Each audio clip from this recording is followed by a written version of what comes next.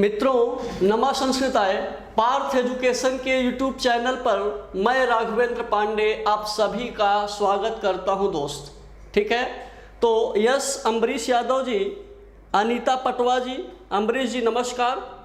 Yes Anita जी very good evening. ठीक है, तो आज हम अपना वीडियो स्टार्ट करते हैं दोस्त। कल अपनी क्लास पढ़ रहे थे, उसी टाइम लाइट अचानक कट गई दोस्त। ठीक है, तो हम आपसे अलग हो गए, तो आज वहीं से स्टार्ट करते हैं जहां से कल हमने छोड़ा था। आपको जहां से हमने कल छोड़ा था वहीं से आज स्टार्ट कर रहे हैं हम लोग अपने क्लास को। यस, एक बार सभी का नाम ले लेते हैं। राम बाबू मौर्य, सुधीर कुमार, राजकुमार, धर्मराज, आस्था श्रीवास्तव, नवीन चंद्र दुबे, गरिमा यादव और दीपक खरवार जी, सभी को वेरी गुड इवनिंग। ठीक है, एक बार सभी लोग सारे फ्रेंड्स मेरे एक बार वॉइस कंफर्मेशन को बताएंगे। क्या आप मेरी आवाज़ को सुन पा रहे हैं? एक बार कंफर्मेशन दीजिए सभी लोग एक कंफर्मेशन दीजिए कि आपको वॉइस सुनाई पड़ रही है। हाँ, आलोक जी है। हाँ, दिनेश प्रजापति जी, बहुत बहुत आशीर्वाद आपको। यस, हाँ यस वेरी गुड। तो स्टार्ट करते हैं आज अपनी क्लास। अभी हमने अपनी पिछली क्लास में द्विगु समास स्टार्ट किया था दोस्तों। हमने अपनी पिछली क्लास में कौन सा समास स्टार्ट किया था? द्विगु समास स्टार्ट किया था। द्विगु समास के उदाहरण पढ़ रहे थे, तभी अचानक टेक्निकल फॉल्ट आ गई जिससे हमारा और आपका कनेक्शन कट गया था। Yes hello sir. Yes Namita Pandey ji, very good evening. ठीक है, स्टार्ट करते हैं दोस्त। तो हमारा एक शब्द आया है त्रिफला। क्या आया है? त्रिफला शब्द आया है। तो त्रिफला में भी कौन सा समास होगा? हमारा द्विगु समास होगा। इसका बनेगा त्रयाणाम फलानाम, त्रयाणाम फलानाम समाहारः, त्रयाणाम फलानाम समाहारः। तो हमारा ये बन जाएगा त्रिफला। ठीक है, यस प्रांशी जी जय हिंद। ठीक है, स्टार्ट करते हैं। तो इसी प्रकार दोस्तों यहाँ पे हमारा जो अगला शब्द आ रहा है, जो हमारा अगला पद है वो है त्रिभुवनम। क्या है? त्रिभुवनम है। तो इसको भी समाहारः, त्रयाणाम भुवनानाम समाहारः। तो यहाँ पर दोस्तों कहा तीन भुवनों का समूह, तीन भुवनों का समाहार। ठीक है, भुवन का अर्थ होता है संसार। भुवन का अर्थ क्या होता है दोस्त? संसार होता है। यहाँ पे क्या लिखा है? त्रिभुवन लिखा है। कहा तीन भुवनों का समूह। ठीक है, भुवन माने क्या? भुवन माने संसार। हाँ मीनाक्षी जी नमस्कार। हाँ, बहुत बहुत आशीर्वाद शक्ति आपको। तो भुवन का अर्थ बताया दोस्त हमने। भुवन माने क्या होता है? संसार होता है। किसी कवि ने लिखा कि वेदना विकल हो मेरी, पहुंची 14 भुवन में, सुख दिया न कहीं दिखाई, विश्राम कहाँ जीवन में। ठीक है, तो इस संसार में कहा कि 14 भुवन में, वहाँ पे 14 भुवन की बात की गई और यहाँ पर इस हमारे उदाहरण में कितने भुवन की बात की गई? कहा त्रिभुवन त्रयाणाम भुवनानाम समाहारः। ठीक है, आगे स्टार्ट करते हैं। कहा त्रिवेणी। क्या लिखा है? त्रिवेणी लिखा है हमारा अगला पद। आप जानते हैं त्रि माने कितना? त्रि माने तीन, त्रि माने तीन। और इसमें एक शब्द आया है दोस्तों वेणी। एक शब्द इसमें हमारा आया है वेणी। आप सभी लोग कमेंट करके बताएंगे कि वेणी का अर्थ क्या होता है। What is the meaning of वेणी? आप वेणी से क्या समझते हैं? वेणी का क्या अर्थ होता है? जितने भी लोग हमारी इस क्लास को देख रहे हैं, हमारी क्लास को पढ़ रहे हैं, आप सभी के लिए मेरा एक क्वेश्चन है कि यहाँ पर जो वेणी लिखा है, वेणी का क्या अर्थ है दोस्त? Yes Anshika Yadav ji very good evening. तो आपको वेणी का अर्थ बताना है। अम्बरीश यादव जी, वेड़ी का अर्थ आपने नदी बताया। राजकुमार ने चोटी बताया। और आलोक जी ने वेड़ी का अर्थ बंधन बताया। यस, वेड़ी का अर्थ बंधन भी होता है, लेकिन यहाँ पर दोस्त वेड़ी का एक अर्थ होता है, वेड़ी माने धारा भी होता है। वेड़ी का एक अर्थ क्या होता है? धारा भी होता है। वेड़ी का एक अर्थ नदी भी होता है। वेड़ी का एक अर्थ बंधन भी होता है। यस, हाँ, राम बाबू मौर्य जी ने भी बंधन बताया है। ठीक है, तो वेड़ी का जो यहाँ पर अभीष्ट अर्थ है वह है धारा। यहाँ पर वेड़ी हमको जो सबसे ज़्यादा जिस अर्थ की ख्वाहिश है वह होगा धारा। वेड़ी का अर्थ है धारा, 3 धाराओं का समूह। ठीक है, तो यहाँ पर वेड़ी का अर्थ कर लेंगे दोस्तों हम। वेड़ी माने क्या होगा? वेड़ी माने धारा होगा। तो त्रयाणाम वेड़ी नाम, त्रयाणाम वेड़ी नाम समाहारः। 3 धाराओं का समाहार या 3 नदियों का समाहार, ऐसा भी आप अर्थ कर सकते हैं। ठीक है, इसके बाद जो हमारा आया चतुर्युगम, कौन सा आया? चतुर्युगम आया ना। तो चतुर माने 4 युगों का समूह, तो बनेगा चतुर्णाम युगानाम, चतुर्णाम युगानाम समाहारः। चतुर्णाम युगानाम समाहारः। ठीक है, यस, आगे बात करते हैं। एक शब्द आया है हमारा सप्तसती। क्या आया है? सप्तसती। सप्त माने 7 और सती माने 100। तो यहाँ पे बनेगा सप्तानाम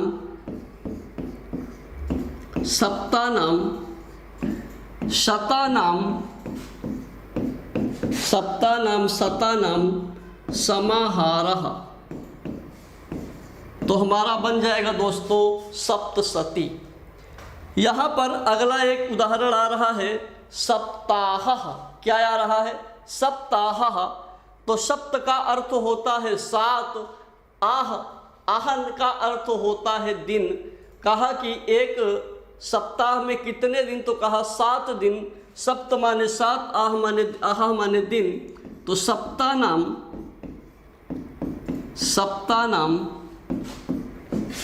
अहनानाम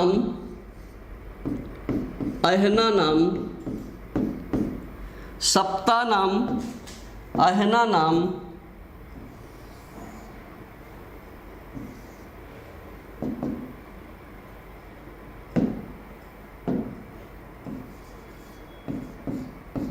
सप्तानाम अहनानाम समाहारः। ठीक है, तो 7 दिनों का समूह।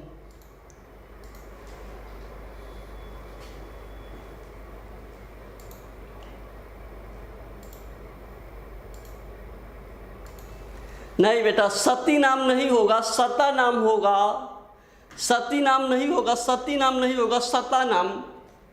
सप्तानाम शतानाम समाहारः। ठीक है, यस, आगे बात करते हैं। कहा अष्टाध्यायी। अष्टाध्यायी जो है यह महर्षि पाणिनि की रचना है। कहा कि अष्ट अध्यायी, 8 अध्यायों का समाहार, 8 अध्यायों का समूह। तो हमारा बनेगा अष्टानाम अष्टानाम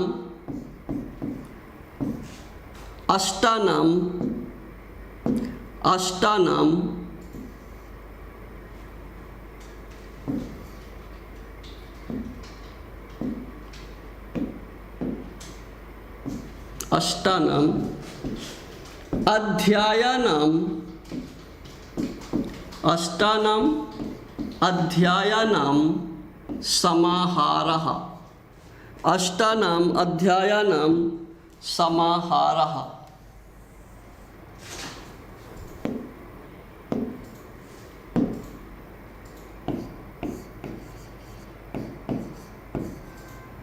अष्टानाम अध्यायानाम समाहारा।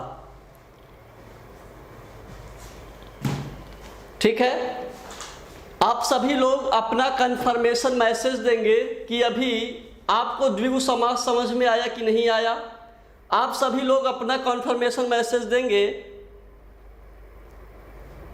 हाँ आलोक जी सही बता रहा हूं, यहां पर जो है आपका सप्तशती क्या है, सप्तशती है, तो इसका होगा सप्तानाम शतानाम समाहारा। ठीक है, सप्तानाम शतानाम समाहारा होगा। इसके बाद द्विगु समास के बाद हम बात करते हैं यस संजय श्रीवास्तव जी आ गया। चलिए आगे बात करते हैं। अगला समास लेते हैं बहुब्रीहि समास। अगला समास हम कौन सा लेंगे दोस्त, बहुब्रीहि समास लेंगे। बहुब्रीहि समास, बहुब्रीहि,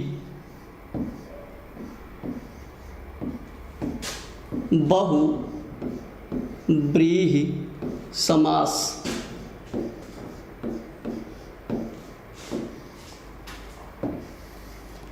बहुब्रीहि समास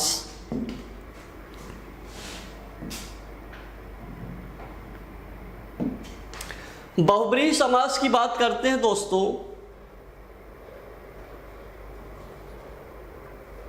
यस ओके आगे चलते हैं। तो बहुब्रीहि समास का सबसे पहले हम लोग लक्षण देखते हैं कि बहुब्रीहि समास का लक्षण क्या है, बहुब्रीहि समास की परिभाषा क्या है, बहुब्रीहि समास का अर्थ क्या है। ठीक है, तो यहाँ पे हमारा एक लक्षण आता है कि अन्य, एक इसके पहले एक शब्द लगा लेंगे हम लोग, प्रायेण। क्या लगा लेंगे, प्रायेण लगा लेंगे। प्रायेण माने प्रायः, प्रायेण, प्रायेण अन्य पदार्थ, प्रायेण अन्य पदार्थ, पदार्थ प्रधानः,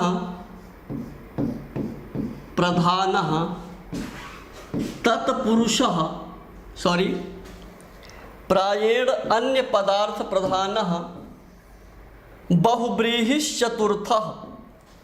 प्रायेण अन्य पदार्थ प्रधानः बहुब्रीहिश्चतुर्थः। बहुब्रीहिः चतुर्थः, बहुब्रीहिः चतुर्थः। ठीक है, अभी तक, हाँ अभी तक हमने जब तत्पुरुष समास पढ़ा था वहाँ पर हमने लिखा था तृतीयः। बहुब्रीहि समास में हमने क्या लिखा है, चतुर्थः लिखा है ना।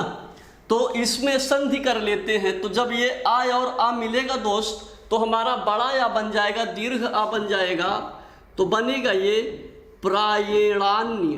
क्या बन जाएगा, प्रायेणान्य पदार्थ, प्रायेणान्य पदार्थ प्रधानस। यहाँ पर देखिए आपको, यहाँ पर आप देखेंगे, यहाँ पर आपको विसर्ग दिख रहा है। क्या दिख रहा है, विसर्ग दिख रहा है ना। यस प्रीतिपाल जी वेरी गुड इवनिंग। हाँ अभी बात करते हैं, अभी केवल हम इसके लक्षण का डेरिवेशन कर रहे हैं, कैसे इसमें कौन सी संधि है इस पर बात कर रहे हैं। यहाँ पर विसर्ग आपको दिखाई पड़ रहा है तो विसर्ग के स्थान पे सा कर लेंगे। तो प्रायेण उत्तर पदार्थ प्रधानस, प्रधानस बहुब्रीहि, बहुब्रीहिश्चतुर्थः, बहुब्रीहिश्चतुर्थः। ठीक है, तो यहाँ पर आप देखते हैं कि लिखा है अन्य पदार्थ। कौन सा पदार्थ, अन्य पदार्थ। अन्य का अर्थ होता है दोस्तों, अन्य माने तीसरा पद का अर्थ, अन्य माने तीसरा पद का अर्थ, समास में हमारे कितने पद होते हैं? एक पद होता है पूर्व पद और दूसरा क्या होता है? उत्तर पद। पूर्व पद और उत्तर पद। यह समास बहुब्रीहि समास कहता है कि ना ही पूर्व पद प्रधान हो और ना ही उत्तर पद प्रधान हो, बल्कि तीसरे पद का अर्थ प्रधान हो। तीसरे पद का क्या प्रधान हो? अर्थ प्रधान हो। तीसरे पद का अर्थ प्रधान होगा। ठीक है, जहां पर तीसरे पद का अर्थ प्रधान होगा, अनेकम अन्य पदार्थों बहुब्रीहि। Yes, very good.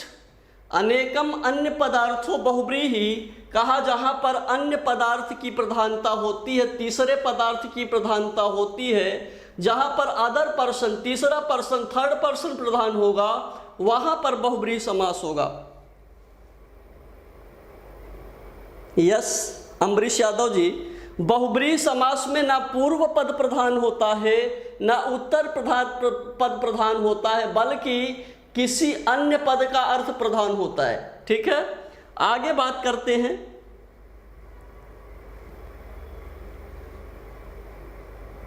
Okay, thank you Sanjay Srivastava ji, share भी आपने कर दिया है। तो आगे बात करते हैं। अभी हमने इसके लक्षण पर बात किया। बहुब्रीहि समास के किस पर बात किया हमने? बहुब्रीहि समास के हमने लक्षण पर बात किया ना, कि बहुब्रीहि समास का हमने लक्षण किया, प्रायेणान्य पदार्थ प्रधानो बहुब्रीहि चतुर्था ना। तो कहा कि जहां पर ना पूर्व पद का अर्थ प्रधान हो ना उत्तर पद का अर्थ प्रधान हो, और कहा तीसरे पद का अर्थ प्रधान होता है, वहां पर कौन सा समास होगा? वहां पर बहुब्रीहि समास होगा। यस, हाँ, सुधीर कुमार जी, नीलकंठः नीलम कंठम यस्य सः बराबर नीलकंठः। यहाँ पर ना नीला प्रधान है ना कंठ प्रधान है, बल्कि तीसरा पद प्रधान है, जिसको कहते हैं शिव। ठीक है, यस, आप सभी को बात समझ में आ रही है? आप सभी को बात समझ में आ रही है? आप कंफर्मेशन देंगे गाइस, आप सभी कंफर्मेशन दीजिए कि बात समझ में आ रही है मेरे। यस, चलिए तो आगे बात करते हैं इसी में। इसके बाद हम बात करेंगे कि बहुब्रीहि समास के भेद पर। बहुब्रीहि समास के भेद पर बात करते हैं हम, कि बहुब्रीहि समास के कितने भेद हैं। ठीक है, हाँ जी, ओके, आगे चलते हैं। तो बहुब्रीहि समास के भेद,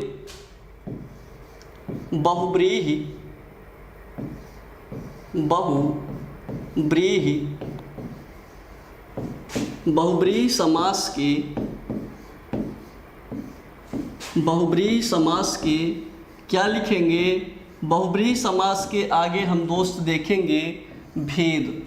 ठीक है, बहुब्रीहि समास के मुख्य रूप से जो हमारा पहला भेद आता है वो है समानाधिकरण। समानाधिकरण बहुब्रीहि, समानाधिकरण बहुब्रीहि,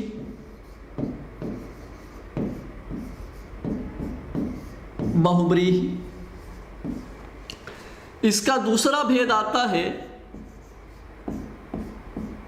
व्यधिकरण बहुब्रीहि। व्यधिकरण बहुब्रीहि, व्यधिकरण बहुब्रीहि,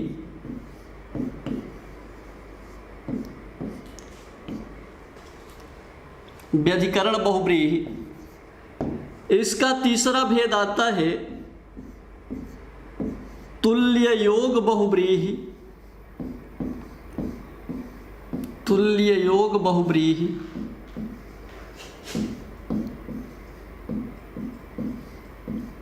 तुल्य योग बहुब्रीहि।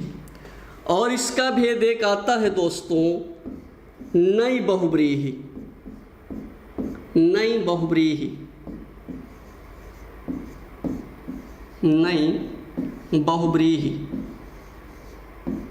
ठीक है, तो मुख्य रूप से हमारे बहुब्रीहि समास के 4 भेद आते हैं, जो मुख्य भेद हैं। इसके और भी भेद मिलते हैं, लेकिन जो हमारे ये बहुब्रीहि समास के कैसे भेद हैं, ये बहुब्रीहि समास के मुख्य भेद हैं। बहुब्रीहि समास के मुख्य भेद कितने हैं? बहुब्रीहि समास के मुख्य भेद हम 4 पढ़ेंगे दोस्त, ठीक है। तो हमारे सामने सबसे पहला कौन सा आया? हमारे सामने सबसे पहले आया समानाधिकरण बहुब्रीहि ना। तो समानाधिकरण बहुब्रीहि पर बात करते हैं। जैसा कि हमने तत्पुरुष समास पढ़ा था, तो तत्पुरुष समास में 2 भेद हमने किया था, एक समानाधिकरण तत्पुरुष, एक व्यधिकरण तत्पुरुष। इसी प्रकार से यहाँ भी एक भेद हमने किया समानाधिकरण बहुब्रीहि और एक भेद हमने किया व्यधिकरण बहुब्रीहि, ठीक है। तो दोस्तों, समानाधिकरण का अर्थ होता है कि समान धन अधिकरण, समान धन अधिकरण, जिसका अर्थ होता है हमारा कि दोनों पदों की विभक्तियां समान होना। समानाधिकरण का अर्थ होता है दोनों पदों की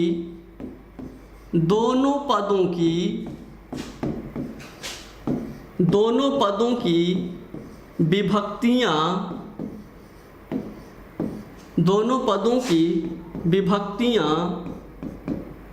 समान होती हैं, ठीक है। समान अधिकरण का अर्थ ही यही होता है कि पूर्व पद एवं उत्तर पद की विभक्तियां जो होती हैं समान होंगी। यदि पूर्व पद में प्रथमा है तो उत्तर पद में भी कौन सा होगा? प्रथमा होगा।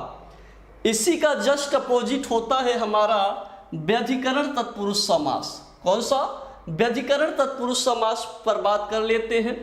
ये वाला जो अभी हमने पढ़ा दोस्तों, ये हमारा समानाधिकरण है। इसके बाद हम देख लेते हैं व्यधिकरण। क्या देख लेते हैं? ये हमारा नंबर 1 पॉइंट है। दूसरा पॉइंट था व्यधिकरण समास। कौन सा समास? व्यधिकरण समास। तो ये कहता है कि दोनों पदों की विभक्तियां, दोनों पदों की विभक्तियों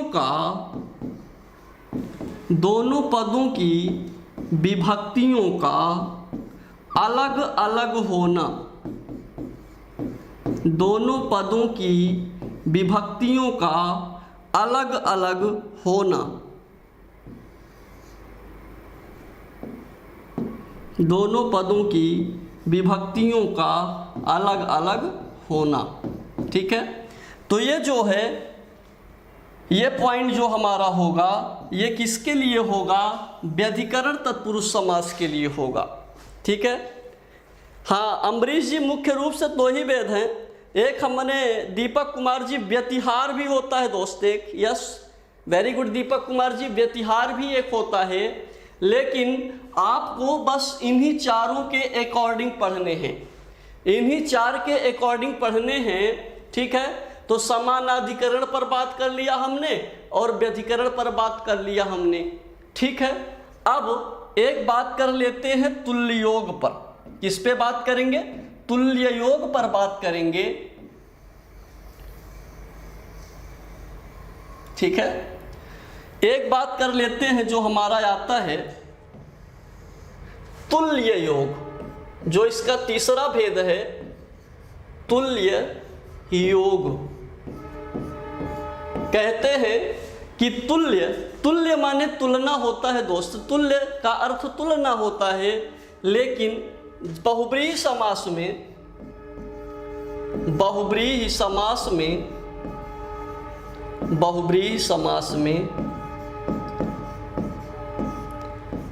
समास में जब साथ के अर्थवाची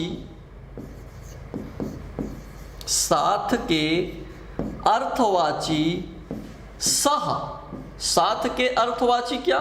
कहे माने साथ होता है, सह माने साथ, सह माने साथ। कहा कि बहुब्रीहि में समास में जब साथ के अर्थवाची सह के साथ समास होता है, सह के साथ समास होता है, सह के साथ समास होता है तो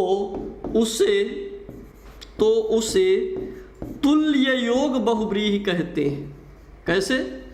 तुल्य योग बहुब्रीहि कहते हैं। ठीक है, तो कहा जब सह के साथ समास होगा।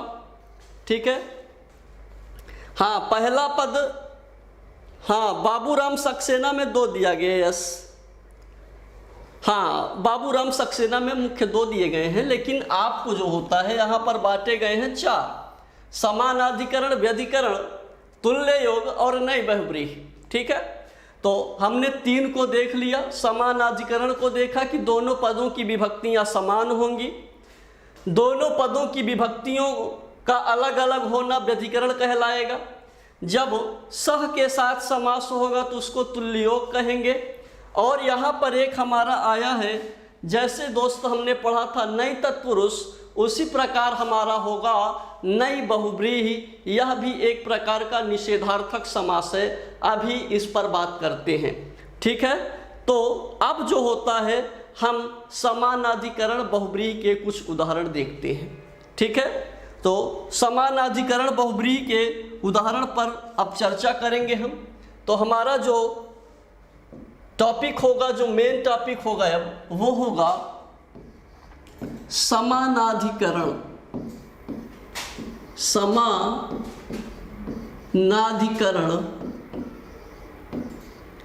समानाधिकरण बहुब्रीहि,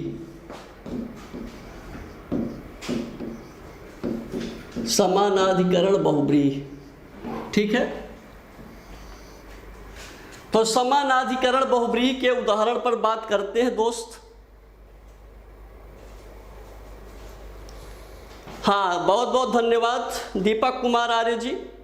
यस, तो हमने बात किया था कि समानाधिकरण बहुब्रीहि में दोनों पदों की विभक्तियां क्या होंगी? समान होंगी। यदि पूर्व पद प्रथमा में होगा तो उत्तर पद भी किस में होगा? प्रथमा में होगा। ठीक है, यस, बात करते हैं। हमारे उदाहरण कुछ आ रहे हैं, जैसे हमारा एक शब्द आता है पीतांबरः।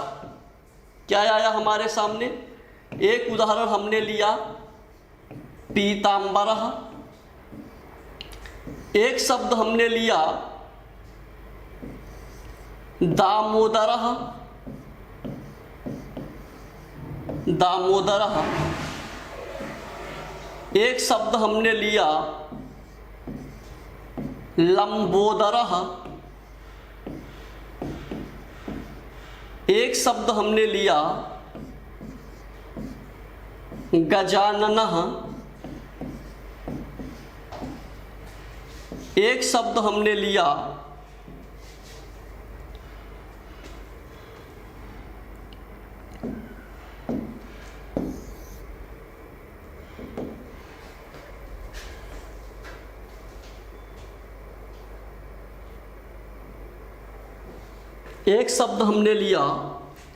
शुक्लांबरा,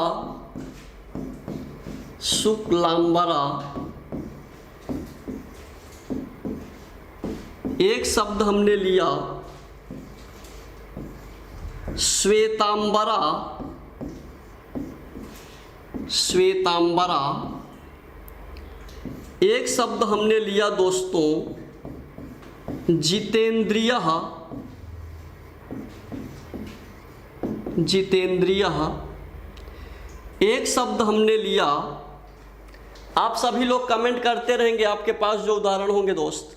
एक लिया हमने कमलासनः,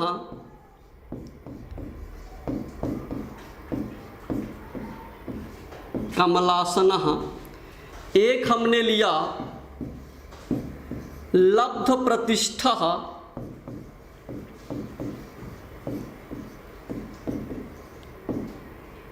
लब्ध प्रतिष्ठा। ठीक है, लब्ध प्रतिष्ठा। हाँ, यस, वेरी गुड। लंब कर्णः, लंबम कर्णम यस्य सः लंब कर्णः। यस, लंबकर्णः, इसी प्रकार से लंबोदरः हो गया है हमारा श्वेतांबरः, शुक्लांबरः जितेंद्रियः, कमलासनः लब्धप्रतिष्ठः, कमलासनः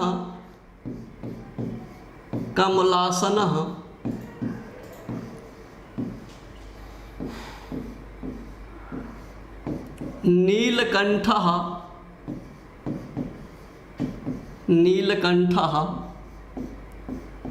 महाशयः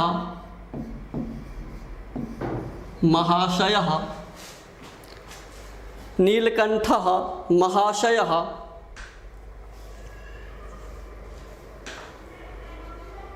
हाँ यस दिगंबरः,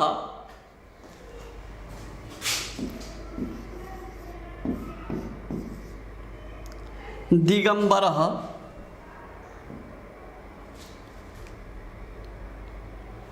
दिगंबरः,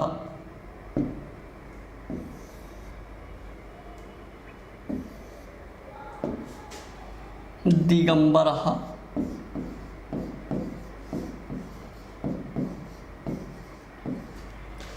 दिगंबरः, यस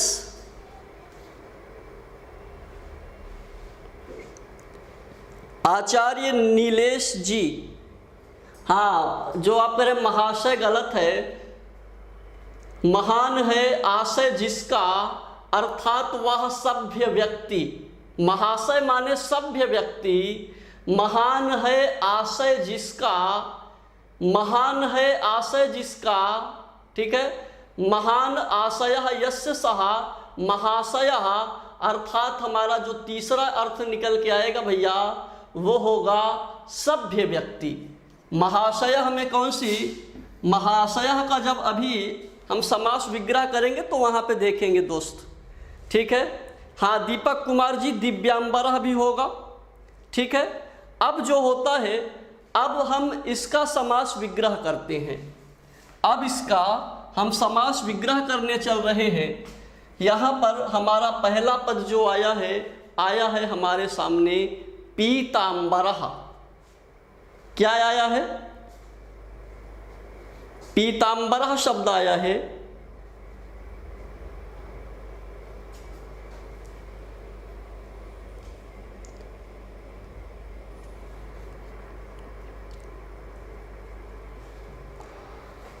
चलिए पीतम, पीतम, अंबरम, पीतम अंबरम यस्य सः, पीतम अंबरम यस्य सः हमारा क्या बन जाएगा, पीतांबरः, ठीक है। अगर पीतानि अंबराणि यस्य सः करेंगे तो ये बनेगा पीतांबराः। क्या बनेगा, पीतांबराः बनेगा। तो हमने बनाया पीतम अंबरम यस्य सः, अर्थात पीला है वस्त्र जिसका, अर्थात कौन, श्री कृष्ण, श्री कृष्ण, ठीक है। इसके बाद लिखा है दामोदरः। क्या लिखा है, दामोदरः, यस। हाँ आचार्य नीलेश जी, पीतांबर का एक शब्द जो होता है विष्णु भी होता है, बहुत सही। पीतांबर का एक अर्थ विष्णु भी होता है, पीतांबर का एक अर्थ श्री कृष्ण भी होता है, ठीक है। तो श्री कृष्ण भी ठीक है और विष्णु भी ठीक है, ओके। तो दामम, दामम, उदरम यस्य सः बराबर हमारा बन जाएगा दामोदरः। इसका भी अर्थ हो जाएगा श्री कृष्ण। दामोदर कहते हैं श्री कृष्ण।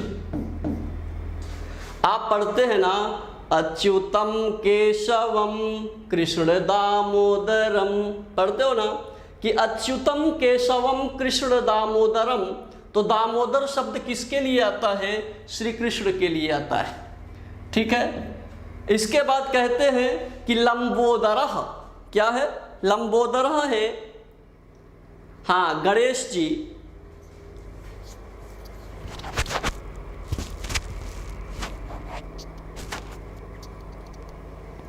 हाँ, विजय प्रताप जी, वेरी गुड इवनिंग। तो लंबोदर का हो जाएगा लंबम, लंबम, लंबम, लंबम, उदरम, लंबम उदरम, यस्य सह। इसका अर्थ हो जाएगा दोस्त गणेश। क्या हो जाएगा? गणेश जी का जो उदर है वह क्या है? लंबा है। लंबा है उदर जिसका, अर्थात हमारे कौन? गणेश जी। ठीक है। इसी प्रकार से एक शब्द हमारा आया है गजाननः। क्या आया है? हाँ, अम्बरीश यादव जी। हाँ, महाशय जो आप कह रहे हैं कर्मधारय समास, महाशय में कर्मधारय समास नहीं होगा। महान है आशय जिसका, माने जिसका आशय महान है, वहां पर महाशय का तीसरा अर्थ जो निकलेगा भैया वो होगा सभ्य व्यक्ति। महाशय का तीसरा अर्थ क्या होगा? महाशय, माने कि इनका महान आशय है, अर्थात कौन? सभ्य व्यक्ति, महाशय। ठीक है। हाँ, गजानन भी हमारे गणेश ही हैं। गज, गज इव आननम, गज इव आननम, गज इव आननम, यस्य सह। गज इव आननम यस्य सह गजाननः हो जाएंगे हमारे गणेश जी, गणेश। ठीक है। इसके बाद आगे बात करते हैं।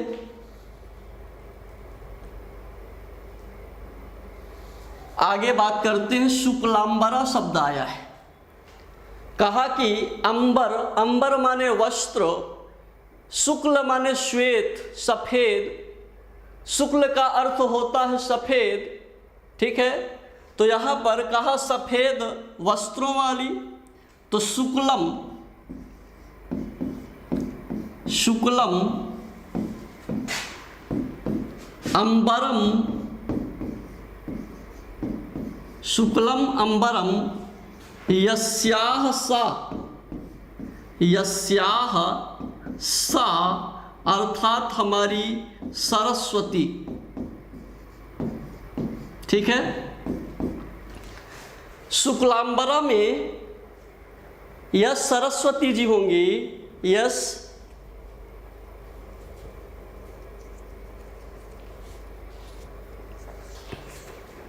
इसके बाद श्वेतांबरा शब्द आया है हमारा। कौन सा शब्द आया है? श्वेतम अंबरम यस्याह सा, उसका भी अर्थ हो जाएगा सरस्वती। श्वेतम, सॉरी माँ लगेगा यहाँ पे, श्वेतम, श्वेतम अंबरम, श्वेतम अंबरम यस्याह सा अर्थात कौन? यही सरस्वती। ठीक है। इसके बाद हम बात करते हैं, कहते हैं जितेंद्रिय। किस पे बात करेंगे हम लोग? जितेंद्रिय पर बात करेंगे। इसमें एक शब्द है जित और दूसरा है इंद्रिय। कहा जितानि इंद्रियाणि यस्य सह। जितानि, जितानि इंद्रियाणि, जितानि इंद्रियाणि यस्य सह। जितानि इंद्रियाणि यस्य सह अर्थात हमारा जो तपस्वी है। कौन? तपस्वी, या इसी को हम मुनि कहते हैं। ठीक है। कमलासना शब्द आया है। कौन सा शब्द आया है? कमलासना। हाँ, श्वेतांबरम में भी यस। इसके बाद बात करते हैं कमलासन। कहा कि कमल का आसन है जिसका, कमल का आसन है जिसका, कमलासन कौन है? Yes, very good Sudhir Kumar ji, Brahma ji. कमलम कमलम आसनम, कमलम आसनम यस्य सह, यस्य सह, तो यहाँ पे हमारा हो जाएगा ब्रह्मा। क्या हो जाएगा? ब्रह्मा हो जाएगा। ठीक है, तो कमलासन।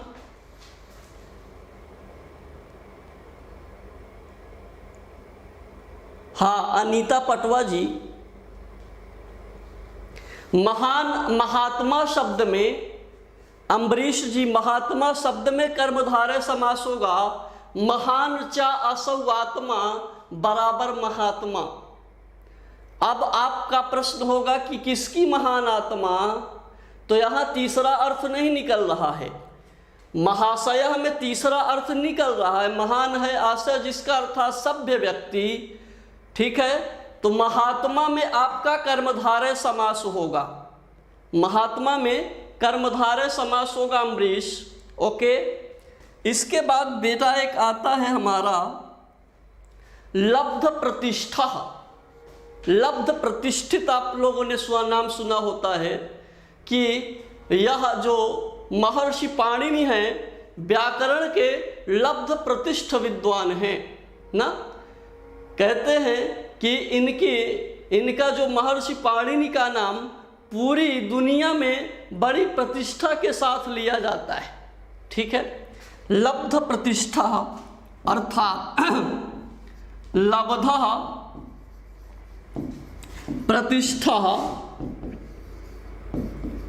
प्रतिष्ठा यस्य सह,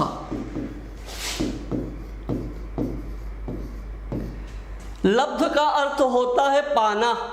कहा जिसने प्रतिष्ठा को प्राप्त किया है वह, अर्थात कौन? विद्वान। लब्ध प्रतिष्ठ का अर्थ होता है दोस्त विद्वान।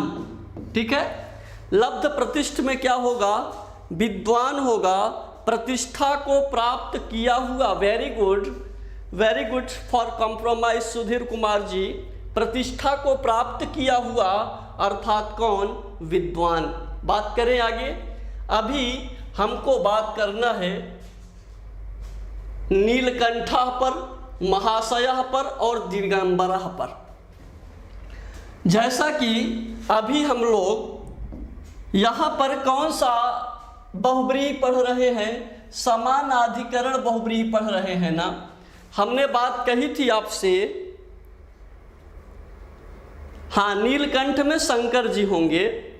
समानाधिकरण पर चर्चा किया था हमने, तो पूर्व पद और उत्तर पद दोनों की विभक्तियां समान है। देखिए, पीतम एक में है, एक में अंबरम, एक में दामम, एक में उदरम, एक में लंबम, एक में उदरम। एक देखिए, गज आननम, शुक्लम अंबरम, ठीक है, श्वेतम अंबरम, जितानि इंद्रियाणि, जितानि इंद्रियाणि, कमलम आसनम, लब्धा प्रतिष्ठा। देखिए, सभी में यहाँ पर प्रथमा विभक्ति, पीतम अंबरम, दामामुदरम, लंबामुदरम, माने एक ही विभक्ति का प्रयोग किए जाने के कारण ये सारे के सारे जो उदाहरण हैं हमारे, ये उदाहरण किसके होंगे? हमारे समानाधिकरण बहुब्रीहि के उदाहरण होंगे। ठीक है,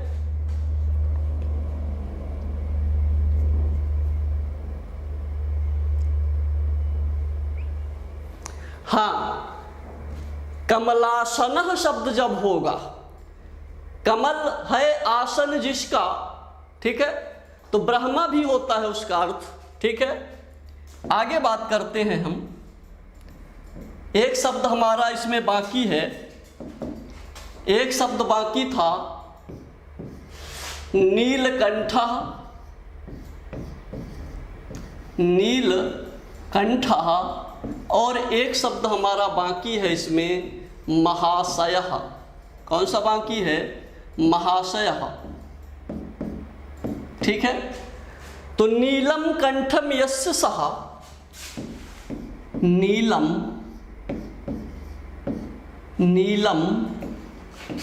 कंठम यस्य सः, नीलम कंठम यस्य सः। ठीक है, तो नीलकंठ अर्थात हमारा बन जाएगा शिव। ठीक है, इसके बाद महाशय में बन जाएगा महान आशयः यस्य सः, यस्य सः अर्थात कौन? वह सभ्य व्यक्ति, सभ्य व्यक्ति। ठीक है, अभी आप में से किसी ने एक प्रश्न पूछा था कि सर माँ कहाँ पर लगेगा और अनुस्वार कहाँ पर लगेगा ना। आपका एक प्रश्न है, किसी ने प्रश्न पूछा है कि सर माँ कहाँ पर लगेगा।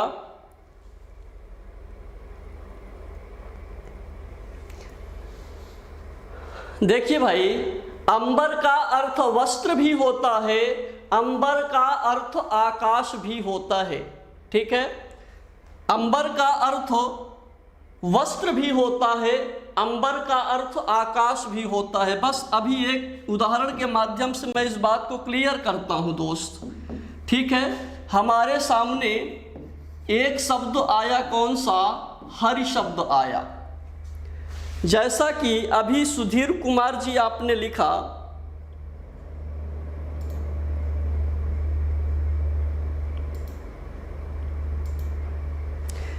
हाँ सुधीर कुमार जी, अंबर का अर्थ दोस्त आकाश भी होता है, अंबर का अर्थ क्या होता है? वस्त्र भी होता है। एक शब्द के बहुत अर्थ होते हैं, एक शब्द के बहुत सारे अर्थ होते हैं। उदाहरण के लिए हमने एक शब्द लिया हरि। कौन सा लिया? हरि लिया। आप अभी ताजुब मानेंगे, हरि शब्द के 12 अर्थ होते हैं। हरि के कितने अर्थ होते हैं? हरि के 12 अर्थ होते हैं दोस्त। जहाँ पर हमको जिस अर्थ की आवश्यकता होती है हम उस अर्थ का ग्रहण करते हैं। ठीक है, हरि शब्द का एक अर्थ होता है यम, हरि शब्द का एक अर्थ होता है अनिल, हरि शब्द का एक अर्थ होता है इंद्र, हरि शब्द का एक अर्थ होता है चंद्र, हरि शब्द का एक अर्थ होता है विष्णु, हरि शब्द का एक अर्थ होता है सिंह,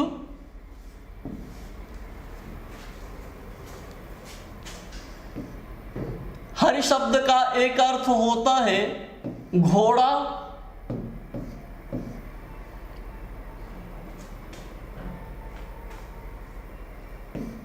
एक अर्थ होता है सुक, एक अर्थ होता है आही, एक अर्थ होता है कपि और एक अर्थ होता है भेक।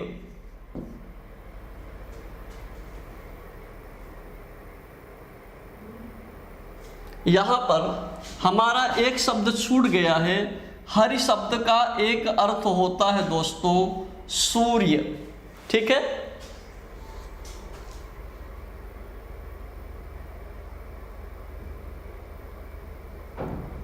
ठीक है, तो हरि शब्द के 12 अर्थ होते हैं। जहां पर हमको जिस अर्थ की आवश्यकता होती है उसी को ले लेते हैं।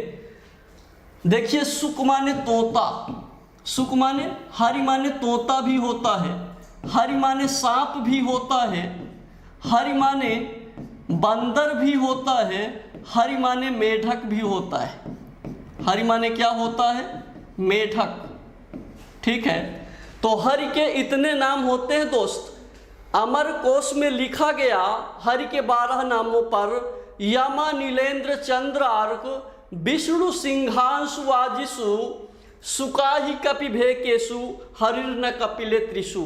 ठीक है, तो हरि शब्द के 12 अर्थ हैं। लेकिन हमको जिस अर्थ की सबसे अधिक आकांक्षा होती है, जो अर्थ हमको चाहिए होता है, हम उसी अर्थ को लेते हैं। ठीक है, आप अपने ऊपर ले लीजिए, जैसे कोई एक रमेश कुमार नाम के व्यक्ति हैं।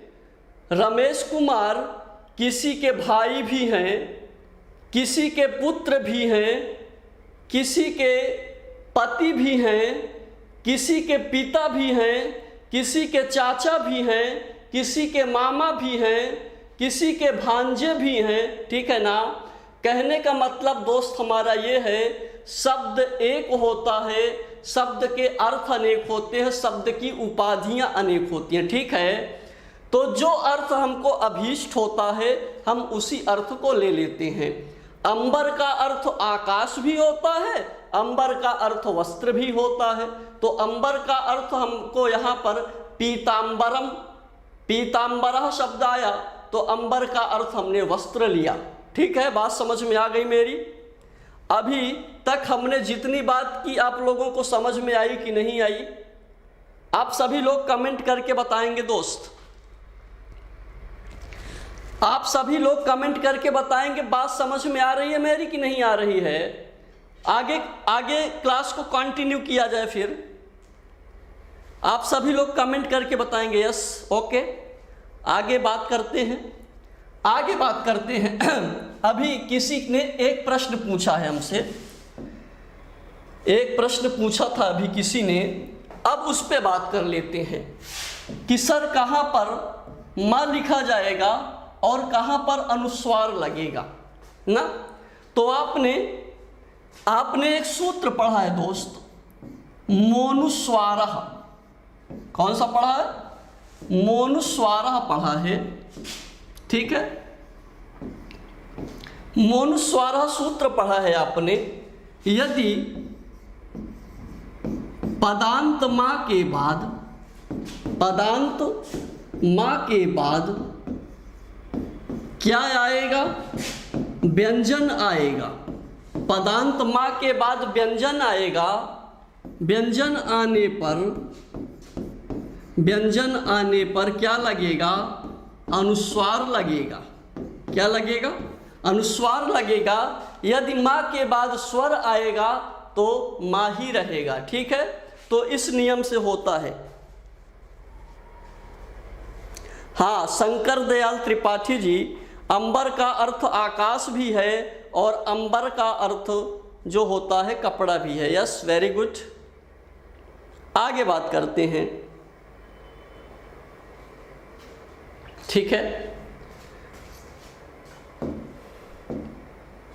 अब इसके बाद हम बात करते हैं अपने व्यधिकरण तत्पुरुष पर। Yes, very good. हाँ शंकर दयाल त्रिपाठी जी, क्योंकि अंबरम नपुंसक लिंग का शब्द है। Yes, very good. पीतम अंबरम यस्य सः, जब पीतांबरम करेंगे और अंबरः शब्द, अंबर का अर्थ होता है आकाश, अंबरम कपड़ा। यस, हाँ वेरी गुड। कृष्ण तिवारी बहुत अच्छे से समझाते हैं। Okay, thank you. आगे करें क्लास, आगे क्लास करते हैं। ठीक है, तो व्यधिकरण बहुव्रीहि पर बात करेंगे दोस्तों। किस बहुव्रीहि पर? व्यधिकरण बहुव्रीहि। व्यधिकरण बहुव्रीहि।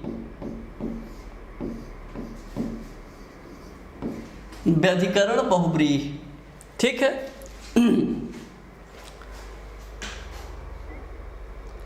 आगे बात करते हैं। व्यधिकरण बहुव्रीहि जैसा कि नाम से स्पष्ट है कि दोनों पदों की विभक्तियां क्या होंगी? अलग अलग होंगी। इसमें हमारे कुछ उदाहरण आ रहे हैं। जैसे हमने लिखा चक्रपाणिः। क्या लिखा? चक्रपाणिः।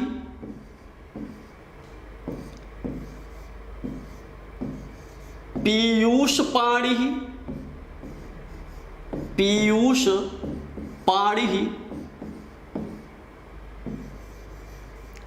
धनुष्पाणिः। धनुष्पाणि,